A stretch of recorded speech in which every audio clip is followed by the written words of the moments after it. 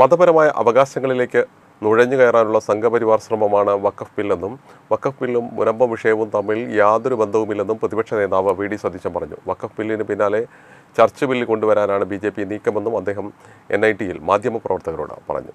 മതപരമായ അവകാശങ്ങളിലേക്ക് നുഴഞ്ഞു കയറാനുള്ള സംഘപരിവാർ ശ്രമമാണ് വഖഫ് ബില്ലെന്നും വഖഫ് ബില്ലും മുനമ്പം വിഷയവും തമ്മിൽ യാതൊരു ബന്ധവുമില്ലെന്നും പ്രതിപക്ഷ നേതാവ് വി.ഡി. സതീശൻ പറഞ്ഞു. മുനമ്പം വിഷയം സംസ്ഥാന സർക്കാരിനും വഖഫ് ബോർഡിനും 10 മിനിറ്റ് കൊണ്ട് തീർക്കാവുന്നതാണ്.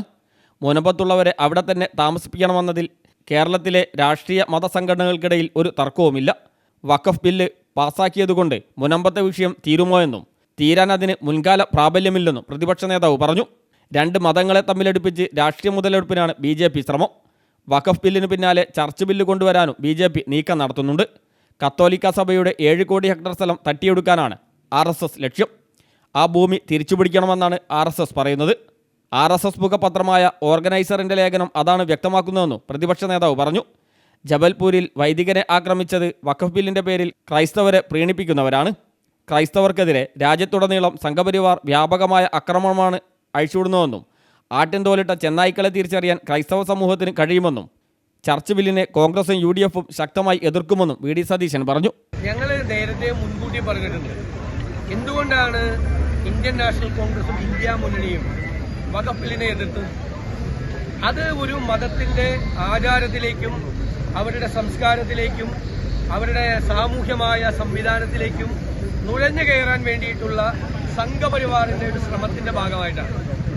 ഞങ്ങൾ അതിനെ ശക്തിയായി എതിർത്തു. ആ ഭേദഗതികൾ എന്ന് പറയുന്നത് ഗവൺമെന്റിന്റെ കൺട്രോൾ മുഴുവൻ വഖഫിൽ ഏർപ്പെടുത്താൻ വേണ്ടിയിട്ടുള്ള നീക്കത്തിന്റെ ഭാഗമായിട്ട് ചെയ്തത്. അതിനെ പല ശക്തികളും മുനമ്പം വിഷയവുമായിട്ട് കൂട്ടിക്കെട്ടാൻ ശ്രമിച്ചു. ഞങ്ങൾ പറഞ്ഞു, മുനമ്പം വിഷയവും ഇതും തമ്മിൽ യാതൊരു ബന്ധവുമില്ല. മുനമ്പത്തെ വിഷയം സംസ്ഥാന സർക്കാരിനും സംസ്ഥാനത്തെ വഖഫ് ബോർഡിനും 10 മിനിറ്റ് കൊണ്ട് തീർക്കാവുന്ന വിഷയം മാത്രമേ ഉള്ളൂ. കേരളത്തിലെ മുഴുവൻ മുസ്ലിം സംഘടനകളും മുഴുവൻ ക്രൈസ്തവ സംഘടനകളും അവരെ അവിടെ നിന്ന് ഇറക്കി വിടരുത്, മുനമ്പത്ത് നിന്ന് ഇറക്കി വിടരുത്, അവർക്ക് അവിടെ ഒരു പെർമനന്റ് ടൈറ്റിൽ കൊടുക്കണം എന്ന് ആവശ്യപ്പെട്ടിട്ടുണ്ട്. അത് സംബന്ധിച്ച ഒരു തർക്കവും കേരളത്തിൽ ഒരു രാഷ്ട്രീയ പാർട്ടികളുടെ ഇടയിലുമില്ല, ഒരു മതസംഘടനകളുടെ പേരിലുമില്ല. അതിന്റെ മറവിൽ വഖഫ് ബില്ല് പാസ്സാക്കാൻ വേണ്ടിയിട്ടുള്ള ശ്രമം നടത്തി. ആശാവർക്കർമാരുടെ ആക്ഷേപം കോൺഗ്രസ് ഗൗരവമായി പരിശോധിക്കും.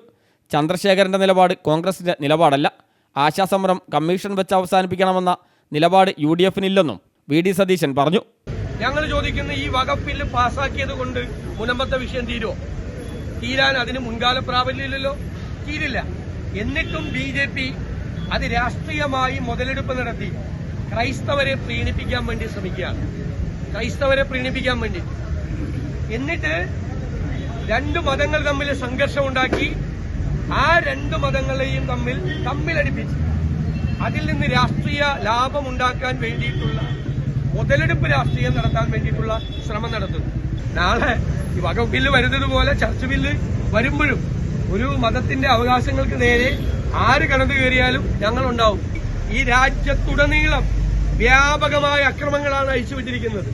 എന്നിട്ട് കേരളത്തിൽ വന്ന് ക്രൈസ്തവരെ പ്രീണിപ്പിക്കാൻ വേണ്ടിയിട്ട് നിങ്ങൾക്ക് വേണ്ടിയാണ് നിലകൊള്ളത് എന്ന് പറയുന്ന ഈ ആട്ടിൻതോലിട്ട ചെന്നായ്ക്കളെ തിരിച്ചറിയാൻ കേരളത്തിലെ ക്രൈസ്തവ സമൂഹത്തിന് കഴിയുക തന്നെ ചെയ്യും എന്നാണ് ഞങ്ങളുടെ വിശ്വാസം.